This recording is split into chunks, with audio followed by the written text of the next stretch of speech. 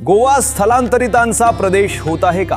गोव्यातील जमिनीसोबतच स्थानिक सण, परंपरा यांचे अस्तित्व आणि ठेवणं ही बदलत चालली आहे. उत्तर भारतातील स्थलांतर, मग ते हिंदूंचे असो की इतर धर्मियांचे, स्थानिक सणांचे स्वरूप मात्र बदलत चालली आहे. गणपतीत टाळ आणि मृदुंगाच्या ठेका धरणारे आम्ही बहुजन हिंदू आज डॉल्बीच्या कर्कश आवाजात आरती ओवाळत असतो. निसर्गाशी एकरूप होऊन होळी आणि शिमगा साजरे करणारे आम्ही आज रंगपंचमीच्या नावाखाली खुशाल बेफाम होऊन निसर्गाशी तडजोड करत असतो. राखणदार बोडकेश्वर, आई लईराई देवी आणि कित्येक ग्रामदैवतांचा अधिवास असणारे आमचे गोवा आज ढोंगी आणि संधी साधू बाबा आणि महाराजांच्या नादी का लागत आहे? श्रीमंत परंपरा, निसर्गाची देणं आणि राखणदारांनी संरक्षित केलेलं गोवा आज उत्तर भारताच्या लहरी आणि प्रवाही संस्कृतीला का बळी पडत आहे? आपल्या परंपरा आणि सण हे मातीशी नातं सांगणारे आहेत, ना की निसर्ग आणि मानवतेशी नातं तोडणारे.